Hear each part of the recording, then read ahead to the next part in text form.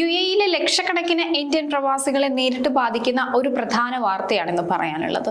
നീണ്ട 14 വർഷങ്ങൾക്ക് ശേഷമാണ് കേന്ദ്ര സർക്കാർ പാസ്പോർട്ട് സേവന നിരക്കുകൾ ഇത്രയധികം വർദ്ധിപ്പിക്കുന്നത്.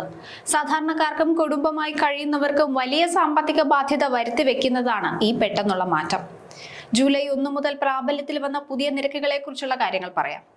UAE-യിലെ ഇന്ത്യൻ പ്രവാസികൾക്ക് വൻ തിരിച്ചടിയായിരിക്കുകയാണ് പാസ്പോർട്ട് സേവനങ്ങളുടെ നിരക്കുകൾ കുത്തനെ വർദ്ധിപ്പിച്ചത്. ഇത് ഇന്നു മുതൽ പ്രാബല്യത്തിൽ വന്നതായി ദുബായിലെ ഇന്ത്യൻ കോൺസുലേറ്റ് അറിയിച്ചു കഴിഞ്ഞു.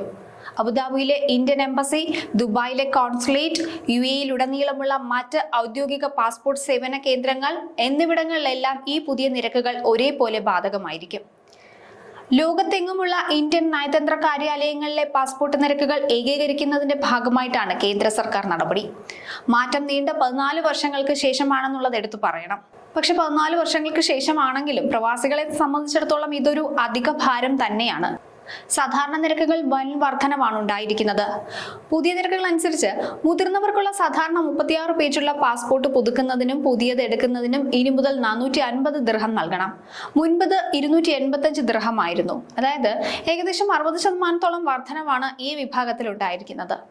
ഇതേ പാസ്പോർട്ട് അടിയന്തരമായി തൽക്കാൽ സംവിധാനത്തിലൂടെ സ്വന്തമാക്കാൻ 900 ദിർഹം ചിലവഴിക്കേണ്ടതായി വരും.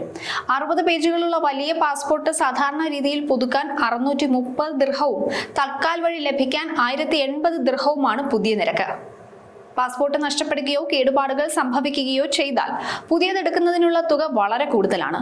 ഈ വിഭാഗത്തിൽ സാധാരണ അപേക്ഷകൾക്ക് 36 പേജിന് 900 ദിർഹവും 60 പേജിനാണെങ്കിൽ 1080 ദിർഹവും നൽകണം. തൽക്കാൽ വഴിയാണെങ്കിൽ ഇത് യഥാക്രമം 1350 ദിർഹവും 1530 ദിർഹവുമായി ഉയരും. കുട്ടികളുടെ പാസ്പോർട്ട് നിരക്കുകളിലും മാറ്റമുണ്ട്. 18 വയസ്സിന് താഴെയുള്ള കുട്ടികളുടെ 36 പേജുള്ള പാസ്പോർട്ട് സാധാരണ രീതിയിൽ പുതുക്കാൻ 325 ദിർഹമാണ്. മുൻപത് 190 ദിർഹമായിരുന്നു. കുട്ടികളുടെ തൽക്കാല അപേക്ഷകൾക്ക് 775 ദിർഹം നൽകണം. കുട്ടികളുടെ പാസ്പോർട്ടുകൾ നഷ്ടപ്പെടുകയോ കേടുപാടുകൾ വരികയോ ചെയ്താൽ സാധാരണ രീതിയിൽ 775 ദിർഹവും തൽക്കാലിലാണെങ്കിൽ 1225 ദിർഹവുമാണ് ഈടാക്കുക. അതേസമയം 8 വയസ്സ് വരെയുള്ള കുട്ടികൾക്കായി പുതിയ പാസ്പോർട്ടിന് അപേക്ഷിക്കുമ്പോൾ 10% ഇളവ് അനുവദിച്ചിട്ടുണ്ട്. ഇതോടെ ഇവർക്ക് സാധാരണ അപേക്ഷകൾക്ക് 295 ദിർഹവും തൽക്കാലിന് 700 ദിർഹവും മതിയാകും. എന്നാൽ പാസ്പോർട്ട് പുതുക്കുന്നവർക്ക് ഈ ആനുകൂല്യം ലഭിക്കില്ല എന്ന് പ്രത്യേകം ശ്രദ്ധിക്കേണ്ടതാണ്. മുതിർന്നവരുടെ പാസ്പോർട്ടുകൾക്ക് 10 വർഷവും കുട്ടികളുടേതിന് 5 വർഷവുമായിരിക്കും പരമാവധി കാലാവധി. മറ്റ് അനുബന്ധ സേവനങ്ങളായ പോലീസ് ക്ലിയറൻസ് സർട്ടിഫിക്കറ്റ്, പാസ്പോർട്ട് റദ്ദാക്കൽ സർട്ടിഫിക്കറ്റ് എന്നിവയുടെ നിരക്ക് 95 ദിർഹത്തിൽ നിന്ന് 145 ദിർഹമായി ഉയർത്തിയിട്ടുണ്ട്. അടിയന്തര യാത്രാരേഖകൾക്ക് 60 ദിർഹവും തിരിച്ചറിയൽ സർട്ടിഫിക്കറ്റുകൾക്ക് 180 ദിർഹവുമാണ് ഈടാക്കുക. ഈ 2 സേവനങ്ങളും തൽക്കാൽ വഴി ലഭ്യമാകില്ല. അത് പ്രവാസികൾ പ്രത്യേകം ശ്രദ്ധിക്കേണ്ടത് കൂടിയാണ്. സർക്കാർ നിശ്ചയിച്ച ഈ അടിസ്ഥാന നിരക്കുകൾക്ക് പുറമെ സേവനദാതാക്കളുടെ സർവീസ് ചാർജും പ്രവാസി ക്ഷേമനിധിയും വെവ്വേറെ നൽകേണ്ടി വരും. UAE-യിലെ കോൺസുലർ സേവനങ്ങളുടെ ചുമതല പുതിയ ഏജൻസിയായ അൽഹിന്ദ് ടൂർസ് ആൻഡ് ട്രാവൽസ് ഏറ്റെടുക്കുന്നതിനൊപ്പമാണ് ഈ നിരക്ക് വർധനവും നടപ്പിലാവുന്നത്. ഗൾഫ് മേഖലയിൽ ജീവിത ചെലവുകൾ നാൾക്കുനാൾ വർദ്ധിച്ചു വരുന്ന സാഹചര്യത്തിൽ പാസ്പോർട്ട് നിരക്കിലുണ്ടായ ഈ വൻ വർധനവ് സാധാരണക്കാരായ പ്രവാസികൾക്ക് വലിയൊരു ഇരുട്ടടി തന്നെയാണ്.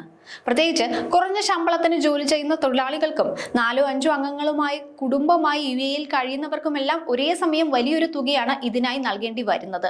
അത് അവരുടെ കുടുംബ ബഡ്ജറ്റിന്റെ താളമൊക്കെ തെറ്റിക്കുന്നത് കൂടിയാണ്.